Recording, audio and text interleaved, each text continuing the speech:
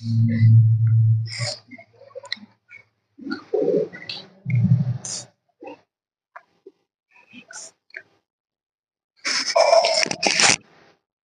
बच्चों, आज के कमेंट में हमने देखा था कुछ 10th क्लास के बच्चों की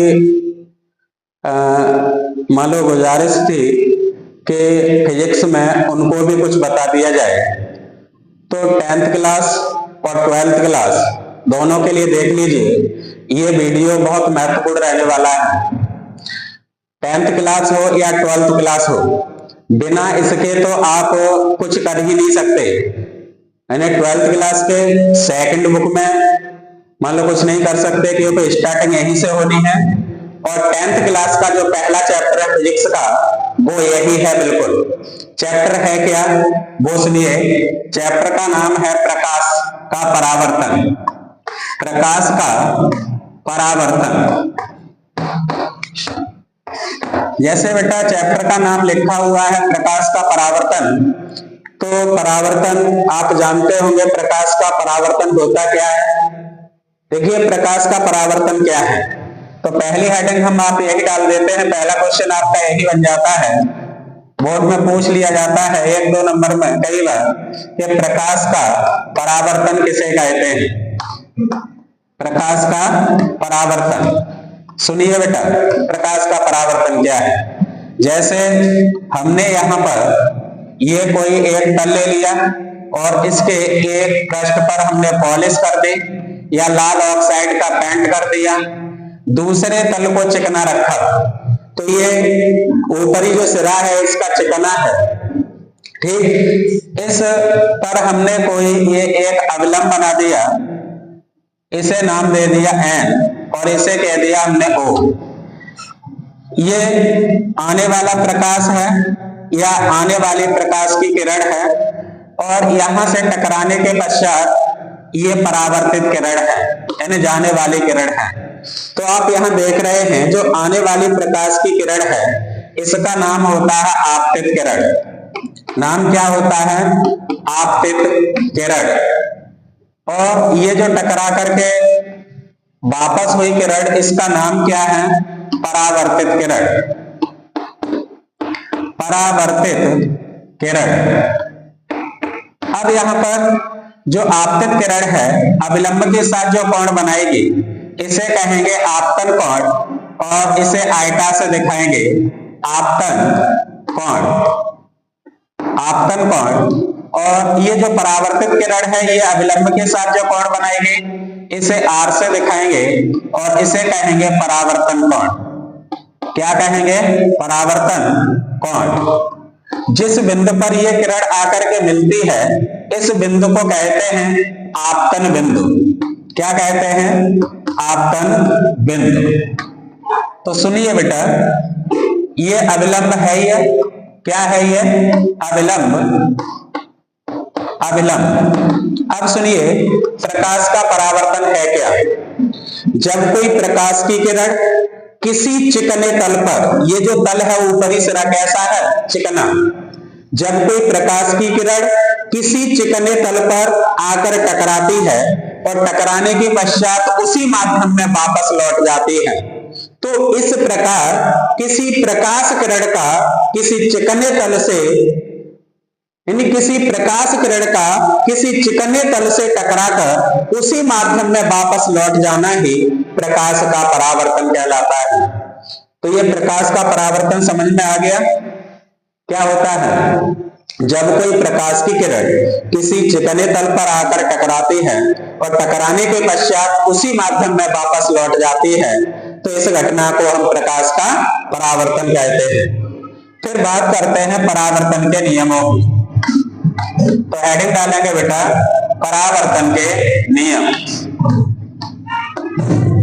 क्या सभी छात्र जानते हैं परावर्तन के कितने नियम होते हैं? तो परावर्तन के निम्नलिखित 2 नियम होते हैं।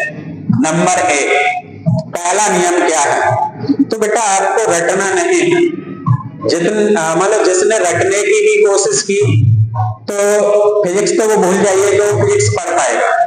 फिजिक्स रटने का सब्जेक्ट नहीं है, उसे चित्र की भांति बिल्कुल समझिए।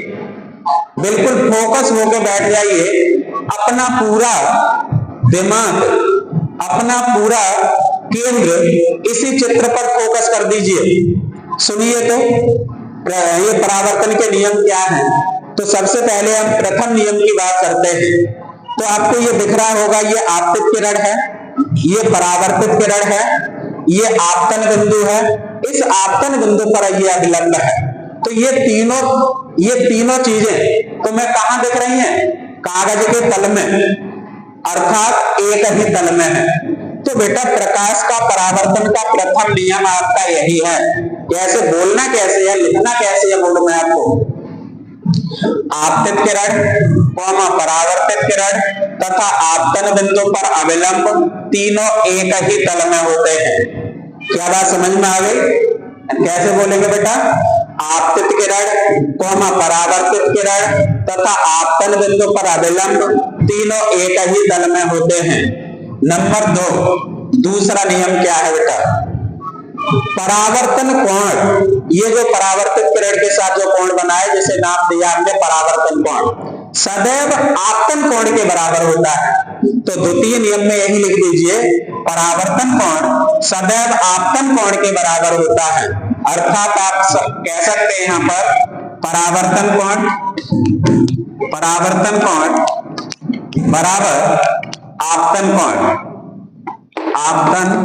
कोण। यहां लिख देंगे परावर्तन कोण को हमने R से दिखाया, कोण R बराबर कोण I का, और इस तरह से आप बड़े ब्रैकेट में बंद कर देंगे।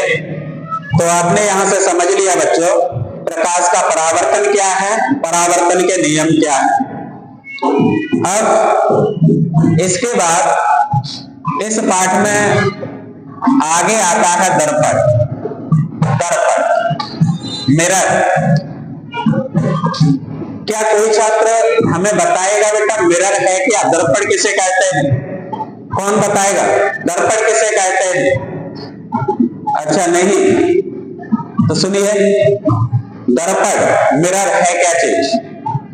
जब किसी कांच अथवा किसी चिकने पृष्ठ पर, क्या सुन लिए, जब किसी कांच अथवा किसी चिकने पृष्ठ पर एक पृष्ठ पर पॉलिश कर, अगर हम किसी कांच के एक पृष्ठ पर पॉलिश कर दें या लाल ऑक्साइड का पेंट कर दें, दूसरे पृष्ठ को परावर्तक बना दें, तो वह दर्पण कहलाता है। अगर आपसे पूछ ले दर्पण किसे कहते हैं, कांच के किसी एक पृष्ठ पर पॉलिश करके उसे परावर्तक बना दिया जाए तो वह दर्पण कहलाता है। फिर बात करते हैं बेटा दर्पण कितने प्रकार के होते हैं। दर्पण कितने प्रकार के होते हैं? अच्छा कौन बताएगा? 2। कौन कौन से? अवतल, उत्तल? नहीं बेटा, बिल्कुल गलत है। जो दर्पण हैं 2 प्रकार के तो हैं। कौन कौन से हैं? पहला है समतल दर्पण, दूसरा है गोलीय दर्पण। नंबर 2 गोलीय दर्पण।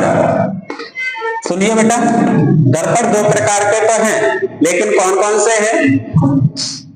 एक समतल दर्पण, दूसरा गोलीय दर्पण। समतल दर्पण को अंग्रेजी में प्लेन मिरर कहते हैं। इसे गोलीय दर्पण को मान लो सर्किल दर्पण भी कह देते हैं। तो ये 2 प्रकार के दर्पण हैं, एक प्लेन मिरर है समतल दर्पण और एक गोलीय दर्पण। तो सबसे पहले बात करेंगे अब हम यानी समतल दर्पण की। देखिए समतल दर्पण क्या होता है बेटा? समतल दर्पण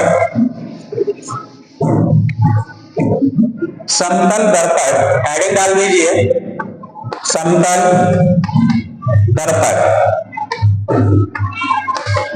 दर्पण जानते हैं? कांच की ये प्लेट है बेटा, कांच की किसी प्लेट के एक पृष्ठ पर लाल ऑक्साइड का पेंट करके दूसरे पृष्ठ को परावर्तक बना दिया जाए। ये पृष्ठ कैसा हो गया बेटा? परावर्तक। यहां से कोई प्रकाश किरण आई और इस तरह से परावर्तित होकर के चली गई। तो समतल दर्पण को क्या कहेंगे? कांच की किसी एक पृष्ठ पर पॉलिश कर या लाल ऑक्साइड का पेंट करके दूसरे पृष्ठ को परावर्तक बना दिया जाए तो वह समतल दर्पण कहलाता है। अच्छा, समतल दर्पण के द्वारा प्रतिबिंब कैसे बनते हैं बेटा? समतल दर्पण के द्वारा प्रतिबिंब, ध्यान रखिए, समतल दर्पण के द्वारा जो प्रतिबिंब बनते हैं सदैव आभासी, सीधे, सुनिए, सदैव आभासी, कैसे? सदैव आभासी होंगे, आभासी, सीधे होंगे, ठीक, सीधे होंगे, वस्तु के बराबर होंगे, वस्तु के बराबर, और जितनी दूरी पर वस्तु रखी होगी उतनी ही दूरी पर प्रतिबिंब बनेगा। अगर हमने कहा कि समतल दर्पण से कोई वस्तु 5 सेंटीमीटर दूरी पर स्थित है तो प्रतिबिंब भी उसके पीछे 5 सेंटीमीटर दूरी पर ही बनेगा। अगर हमने कहा कि किसी व्यक्ति की लंबाई 5 फुट है तो उसका प्रतिबिंब भी दर्पण के पीछे 5 फुट का ही बनेगा। इसमें कभी छोटा बड़ा ऐसा कुछ नहीं बनता, हमेशा ध्यान रख लीजिए, लिख दिया हमने सदैव, सदैव आभासी होगा, सीधा होगा, वस्तु के बराबर होगा, वस्तु से समान दूरी पर बनेगा। ठीक है, समतल दर्पण आ गया होगा समझ में। अब बात करेंगे गोली दर्पण की। तो गोली दर्पण क्या है? देखिए बेटा, गोलीय दर्पण, गोलीय दर्पण, ठीक, गोली दर्पण, गोली दर्पण किसे कहते हैं? नाम है गोलीय। गोलीय का मतलब जैसे हमने ये गोला ले लिया और हमने कहा ये कांच का गोला है, तो ये इसका सेंटर रहा होगा सी, ये इसका व्यास होगा डायगोनल्स, इसे हमने मुख्य अक्ष कह दिया। इसे क्या कह दिया? मुख्य अक्ष। देखिए, सुनिए पहले, गोली दर्पण यानी वे दर्पण जो कांच के किसी खोखले गोले से काटे जाते हैं, या ऐसे बोल सकते हैं, कांच के किसी खोखले गोले से काटे गए वे भाग जिनके एक पृष्ठ पर लाल ऑक्साइड का पेंट करके उन्हें परावर्तक बना दिया जाए, गोलीय दर्पण कहलाते हैं। गोली दर्पण समझ में आ गए? यानी कांच के किसी खोखले गोले से काटे गए वे भाग, जैसे इससे हम कोई भाग काट लें, यहां से हमने इसे कट कर दिया, ये कट करने के बाद ये जो इतना हिस्सा बचा और इसके किसी भाग पर हमने इस तरह से पॉलिश कर दिया, लाल ऑक्साइड का पेंट कर दिया, तो यह गोली दर्पण हो गया। इधर से कोई अगर हमने भाग काट लिया और जैसे हमने अंदर की दबी हुई सतह पर पॉलिश कर दी तो यह गोली दर्पण हो गया। तो आपको दिख रहा है गोली दर्पण है क्या? यानी कांच के किसी खोखले गोले से काटे गए वे भाग जिनके एक पृष्ठ पर पॉलिश कर दूसरे पृष्ठ को परावर्तक बना दिया जाता है, गोली दर्पण कहलाते हैं। अब बात करते हैं गोली दर्पण कितने प्रकार के होते हैं। तो बेटा, गोलीय दर्पण है ये 2 प्रकार के हैं। नंबर 1 अवतल गोलीय दर्पण, अवतल गोलीय दर्पण, गोलीय दर्पण जिन्हें आप अवतल दर्पण भी कहते हैं। दूसरा नंबर 2 उत्तल दर्पण, सीधा सीधा लिख देते हैं, चलो, उत्तल दर्पण जो आपने पढ़ा है, हटा दो गोली को, ठीक। देखिए, हाँ बेटा, अवतल दर्पण भी कहते हैं, और कहते क्या है? अवतल दर्पण ही है, ठीक। अवतल दर्पण को अंग्रेजी में कॉनकेव मिरर कहते हैं और इसे कॉन्वेक्स मिरर कहते हैं बेटा। ये कॉन्वेक्स मिरर होता है, ये कॉनकेव मिरर होता है। तो सबसे पहले कॉनकेव की बात करते हैं, नहीं अवतल दर्पण की। अवतल दर्पण क्या होगा? अवतल दर्पण, तो अवतल दर्पण की डेफिनेशन होती है बे गोलीय दर्पण। अवतल दर्पण है कैसा? गोली। तो बे गोली दर्पण जिनके उभरे हुए तल पर पॉलिश कर दबी हुई सतह से परावर्तन होता है, अर्थात बे गोली दर्पण होंगे बेटा ये ये हमने गोली दर्पण बना दिया और इसके उभरे हुए तल पर पॉलिश कर दी, उठे हुए भाग पर पॉलिश कर दिया और दबी हुई सतह को परावर्तक बना दिया, तो ऐसे दर्पण को हम क्या कहेंगे, यानी अवतल दर्पण। फिर बात करते हैं उत्तल दर्पण की। उत्तल दर्पण क्या होता है बेटा? वे गोलीय दर्पण जिनकी दबी हुई सतह पर पॉलिश करके उभरे हुए तल से परावर्तन होता है। यानी उत्तल दर्पण का मतलब है जिनकी दबी हुई सतह पर पॉलिश होगी और उभरे हुए तल से परावर्तन होगा, यानी ये इस तरह से ये परावर्तन होगा, इस तरह से ये परावर्तन होगा बेटा ये। ठीक, तो दोनों चीजें समझ में आ गई। गोली दर्पण क्या है और समतल दर्पण क्या है। गोली दर्पण कितने प्रकार के होते हैं, अवतल दर्पण और उत्तल दर्पण, ये समझ में आ गया। अवतल दर्पण किसे कहते हैं, ये समझ में आ गया। उत्तल दर्पण किसे कहते हैं। अब बात करते हैं प्रतिबिंब का बनना। बात होगी बेटा प्रतिबिंब का बनना।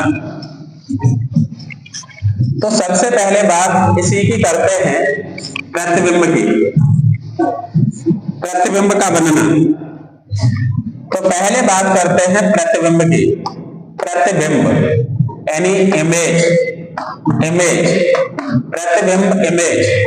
ठीक, प्रतिबिंब किसे कहते हैं, कौन बताएगा बेटा? प्रतिबिंब, प्रतिबिंब का मतलब है यानी परावर्तित किरणें या अपवर्तित किरणें। हम क्या कह रहे हैं, दोनों बात कह रहे हैं यहां पर। अभी तो परावर्तन आप पढ़ रहे हैं, सुनिए बेटा। परावर्तित किरणें तथा अपवर्तित किरणें एक दूसरे को जहां प्रतिच्छेद करती हैं, जहां एक दूसरे से मिलती हैं, तो वहां पर उसकी इमेज बनती है, तो उसे क्या कहते हैं, प्रतिबिंब। तो उसे मानो प्रतिबिंब कहते हैं। और प्रतिबिंब ये दो प्रकार का होता है। नंबर एक वास्तविक प्रतिबिंब होगा और एक आभासी होगा, आभासी। अब वास्तविक प्रतिबिंब कब बनता है बेटा? जब परावर्तित अथवा अपवर्तित, या परावर्तित हो या अपवर्तित किरणें वास्तव में एक दूसरे से कहीं पर मिलेंगी, तो वहां जो प्रतिबिंब बनेगा उसे वास्तविक प्रतिबिंब कहेंगे। और जहां पर मिलती हुई प्रतीत होंगी, यानी वहां से आती हुई प्रतीत होंगी, तो उसे हम कहेंगे आभासी प्रतिबिंब।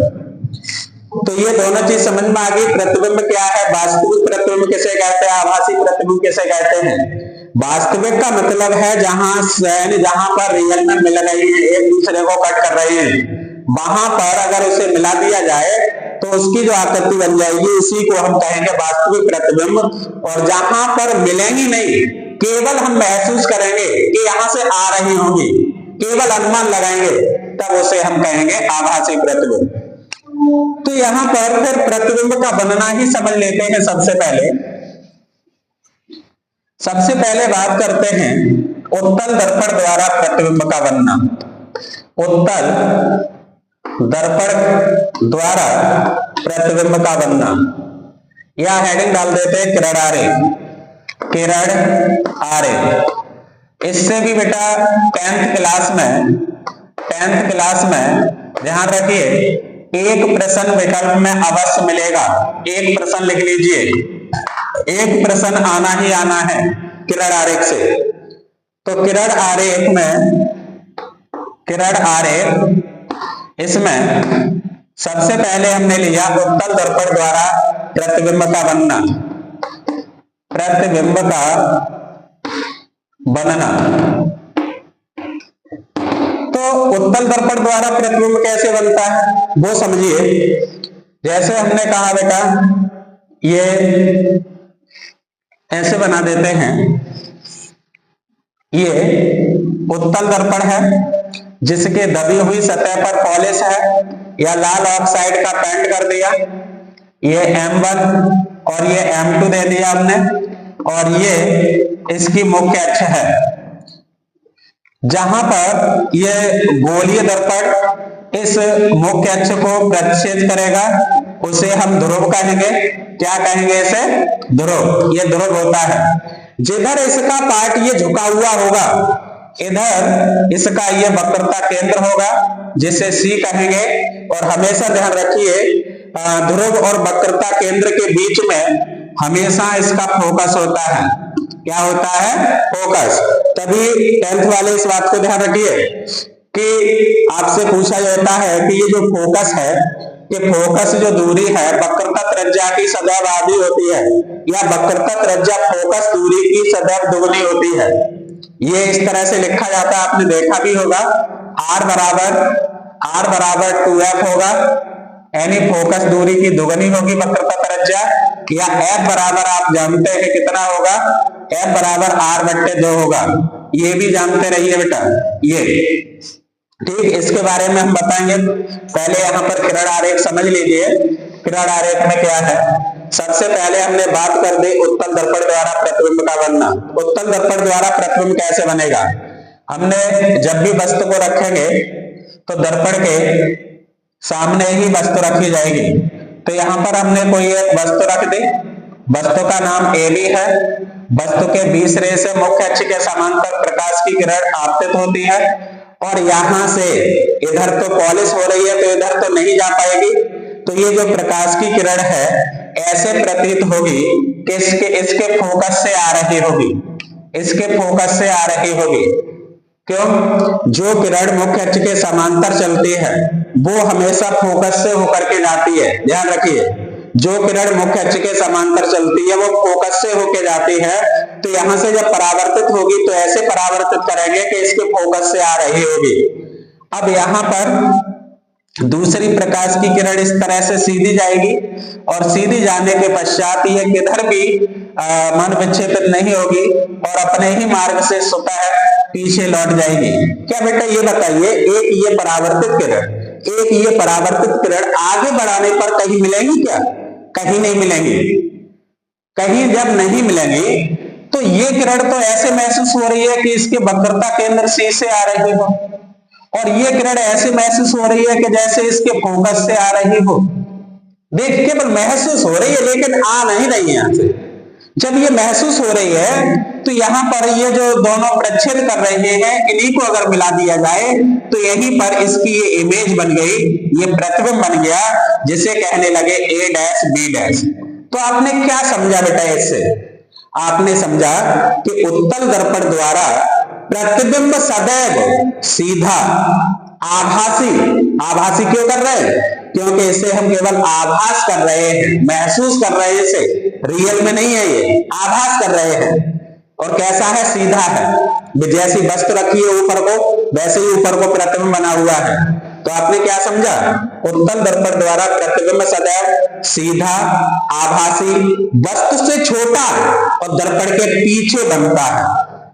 कहां बन रहा है? दर्पण के पीछे। देख लिया? तो ये बात समझ में आ गई, उत्तल दर्पण द्वारा प्रतिबिंब कैसा बनेगा।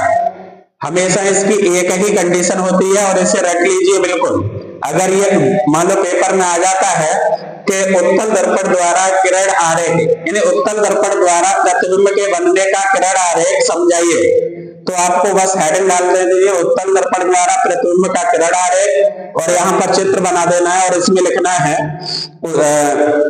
माना उत्तल दर्पण के सामने एक वस्तु स्थित है, वस्तु के 20 रे से मुख्य अक्ष के समांतर एक प्रकाश की किरण आपतित होती है, और परावर्तन के पश्चात ऐसे प्रतीत होती है कि फोकस F से आ रही हो। दूसरी प्रकाश की किरण मान लो सीधी आपतित होती है, और परावर्तन के पश्चात ऐसे मान लो महसूस होती है कि वक्रता केंद्र से सीधी आ रही हो, और दोनों परावर्तित किरणें B' से आती हुई प्रतीत होती है।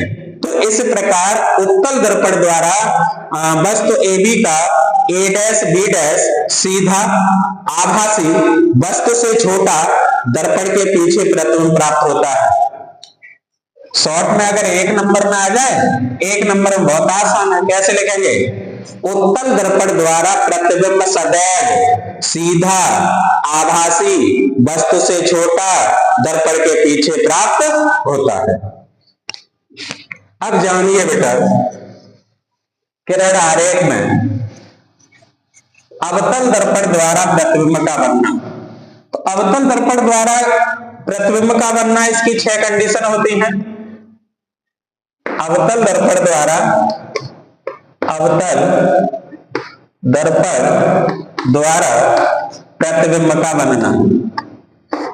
प्रतिबिंब का बनना, नंबर 1, इसमें 6 कंडीशन होती है। नंबर 1, जब वस्तु अनंत पर स्थित हो। कहां पर स्थित होगी बेटा? अनंत पर। जब वस्तु अनंत पर स्थित हो, तो जब वस्तु अनंत पर स्थित होगी तब प्रतिबिंब कैसा बनेगा बेटा? देखिए यहां पर यह है अवतल दर्पण। क्या है बेटा? ये अवतल दर्पण उभरे हुए तल पर पॉलिश है। तो ये अवतल दर्पण है और ये इसके मुख्य अक्ष है, ये इसका ध्रुव है और इधर इसका वक्रता केंद्र है, ये इसका फोकस है। देख लीजिए बेटा, वस्तु अनंत पर स्थित है, शब्द ही है अनंत। अनंत का मतलब जब वस्तु अनंत पर स्थित है तो मुख्य अक्ष पर नहीं रखेंगे, वस्तु को इस तरह से लटका देंगे। वस्तु से आने वाली जो किरणें होंगी इस पर तिरछी आपतित होंगी। तो यहां से एक प्रकाश की किरण तो इसके फोकस से होकर निकल जाएगी, दूसरी प्रकाश की किरण इसके वक्रता केंद्र से होकर निकल जाएगी। जब ये दोनों किरणें इस अवतल दर्पण पर पड़ेंगी तो यहां से परावर्तन के पश्चात जो किरण फोकस से होके गई है वो मुख्य अक्ष के समांतर होके निकलेगी और जो किरण वक्रता केंद्र से निकली है वो उसी मार्ग से वापस हो जाएगी। तो आप देख रहे हैं कि ये परावर्तित किरण है, ये परावर्तित किरण है, एक दूसरे को यहाँ मिल रहे हैं और ये इसका फोकस है और यहीं पर इसका प्रतिबिंब बन जाता है। तो ये वास्तव में मिल रही है कि मिलती हुई महसूस हो रही है? अच्छा, वास्तव में मिल रही है। तो ऐसे प्रतिबिंब को कहते हैं वास्तविक प्रतिबिंब। तो क्या कहेंगे? जब वस्तु अनंत पर स्थित होगी तब। जब वस्तु अनंत पर स्थित होती है तब अवतल दर्पण द्वारा प्रतिबिंब उल्टा वास्तविक वस्तु से छोटा और इसके फोकस पर प्राप्त होता है। कहां प्राप्त हो रहा है? फोकस पर। नंबर 2, दूसरी कंडीशन क्या है? जब वस्तु अनंत और वक्रता केंद्र के बीच मुख्य अक्ष पर स्थित हो। जब वस्तु अनंत और वक्रता केंद्र के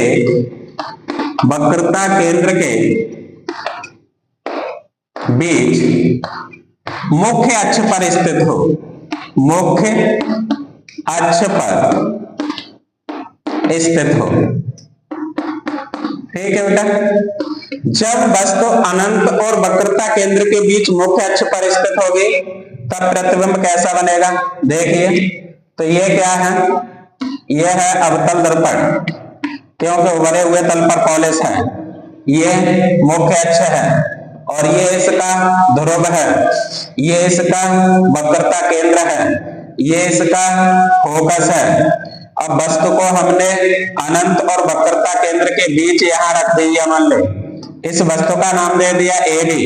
तो पहली किरण इसके 20 रे से मुख्य अक्ष के समांतर आपतित होगी और यहां से परावर्तन के पश्चात, तो हमने अभी बताया जो किरण मुख्य अक्ष के समांतर चलती है वो उसके फोकस से होकर परावर्तित हो जाती है, तथा दूसरी प्रकाश की किरण इसके वक्रता केंद्र से सीधे आपतित होगी और जो किरण सीधे आपतित होगी वो परावर्तन के पश्चात उसी मार्ग से वापस लौट जाती है। तो तुमने देखा ये परावर्तित किरण एक दूसरे को जहां प्रक्षेप कर रहे हैं वहीं पर इसका प्रतिबिंब बन गया। तो कैसा प्रतिबिंब है? दिखाई दे रहा है बेटा? कैसा है? उल्टा, वास्तविक, वस्तु से छोटा, वक्रता केंद्र और फोकस के बीच में। यानी वस्तु को हम ध्रुव की तरफ यानी दर्पण की तरफ बढ़ाते जा रहे हैं, प्रतिबिंब दर्पण से दूर भागता जा रहा है, दूर हटता जा रहा है। देखते जाइए, यहां छोटा था, फिर इससे बड़ा होगा, फिर इससे बड़ा होगा। ठीक, क्या ये दो बातें समझ में आ गई? अवतल दर्पण द्वारा प्रतिबिंब का बनना तीसरी कंडीशन देखिए, तीसरी कंडीशन क्या होती है बेटा? तीसरी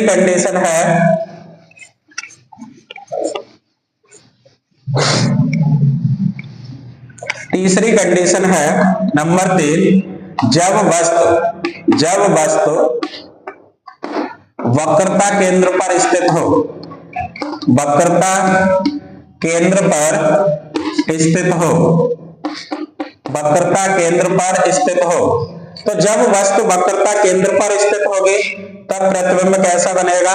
तो यहां देख लीजिए, क्या है ये? अवतल दर्पण है और ये इसकी मुख्य अक्ष है, ये इसका ध्रुव है P, और ये इसका वक्रता केंद्र है C, ये इसका फोकस है F, और वस्तु को रख दिया हमने बेटा यहाँ पर वक्रता केंद्र पर, ये AB हो गई वस्तु। तो पहली किरण तो मुख्य अक्ष के समांतर ही जाएगी, जो किरण मुख्य अक्ष के समांतर आपतित हो रही है वो फोकस से होकर निकल जाएगी, यानी परावर्तित हो जाएगी। दूसरी किरण वक्रता केंद्र से जाती, लेकिन वक्रता केंद्र पर तो स्वयं रखती है, तो आगे जाने का रास्ता कौन सा बचा? इसका फोकस।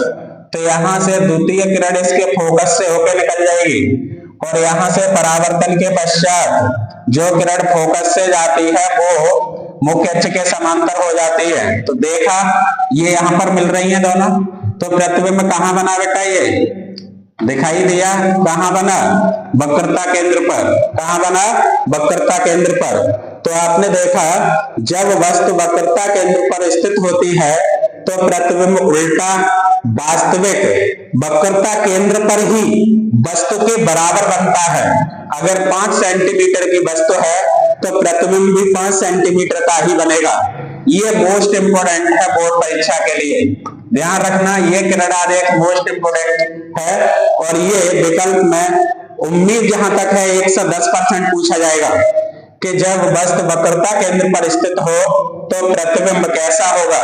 तो जब वस्तु वक्रता केंद्र पर स्थित होगी तो प्रतिबिंब उल्टा वास्तविक और वस्तु के बराबर प्राप्त होगा।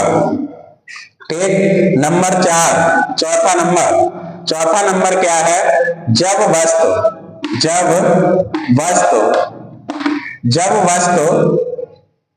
वक्रता केंद्र और फोकस के बीच स्थित हो, वक्रता केंद्र और फोकस के बीच स्थित हो, फोकस के बीच स्थित हो। जब वस्तु वक्रता केंद्र और फोकस के बीच स्थित हो, तो देखिए यहां पर ये अवतल दर्पण है, ये मुख्य अक्ष है, तो यहां पर ये अवतल दर्पण बना दिया बेटा। ये इसका ध्रुव है, ये वक्रता केंद्र है, ये इसका फोकस है, और वस्तु को रखा वक्रता केंद्र और फोकस के बीच में, ये रख दिया AB। तो पहली किरण मुख्य अक्ष के समांतर आपतित होगी और परावर्तन के पश्चात इसके फोकस से होकर परावर्तित हो जाएगी, इस तरह से दिख रहा होगा। दूसरी प्रकाश की किरण इसके फोकस से होकर निकलेगी, और फोकस से निकलने के पश्चात और यहां से मुख्य अक्ष के समांतर परावर्तित हो जाएगी। तो यहां से देखा आपने, ये किरण यहां पर प्रक्षेप कर रही है, तो ये प्रतिबिंब कहां बन गया? ये कैसा है बेटा प्रतिबिंब? A' B' कैसा है? उल्टा वास्तविक और वस्तु के बराबर। जैसे ही वस्तु वक्रता केंद्र से आगे बढ़े, दर्पण के आगे, यानी दर्पण की ओर बढ़े, वैसे ही प्रतिबिंब बड़ा होता गया। तो दर्पण से आगे बढ़ने पर प्रतिबिंब बड़ा होता है, देख लीजिए यहां पर, लेकिन वास्तविक है। अब 2 कंडीशन और बचती है इसकी, वो भी यहां समझ लीजिए कौन कौन सी कंडीशन है।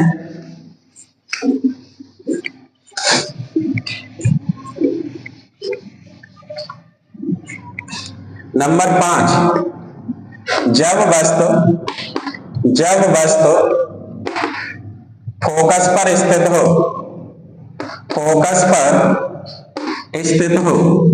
तो वस्तु कहां पर स्थित होगी बेटा? फोकस पर। तो जैसे हमने ये अवतल दर्पण लिया बेटा, देख लीजिए, ये इसका मुख्य अक्ष है, ये इसका ध्रुव हो गया, ये वक्रता केंद्र सी हो गया, ये इसका फोकस हो गया है, वस्तु को रख दिया फोकस पर बेटा, ये तो ए बी ये कोई वस्तु है, तो पहली किरण मुख्य अक्ष के समांतर तो जाएगी, तो जो किरण मुख्य अक्ष के समांतर जाती है वो फोकस से होकर परावर्तित हो जाती है। दूसरी किरण इस तरह से अब इधर नहीं जाएगी, आगे जाने का कोई रास्ता नहीं है, तो ये किरण इस तरह से ऊपर की ओर चली जाएगी और यहाँ पर जाने के पश्चात यहाँ से पीछे की ओर लौट जाएगी इस तरह से, और पीछे लौटने के पश्चात ये किरण जैसे पीछे बढ़ाते जाएंगे तो कहीं पर एक दूसरे को मिल जाएंगे अवश्य। तो इस प्रकार पांचवी कंडीशन में आप क्या देखते हैं, जब वस्तु फोकस पर स्थित होती है तो उसका प्रतिबिंब उल्टा वास्तविक अनंत पर प्राप्त होता है, उल्टा वास्तविक तथा वस्तु से बहुत ही बड़ा अनंत पर प्राप्त होता है, और जब वस्तु अनंत पर स्थित होती है तब प्रतिबिंब इसका फोकस पर प्राप्त होता है। दोनों अपोजिट कंडीशन समझ में आ गई है। फिर बात करते हैं लास्ट कंडीशन इसकी, जब वस्तु फोकस और ध्रुव के बीच स्थित हो, फोकस और ध्रुव के बीच स्थित हो, ध्रुव के बीच स्थित हो, तो देख लीजिए यहां पर इसे भी, तो ये कोई दर्पण है, ये इसकी मुख्य अक्ष है बेटा।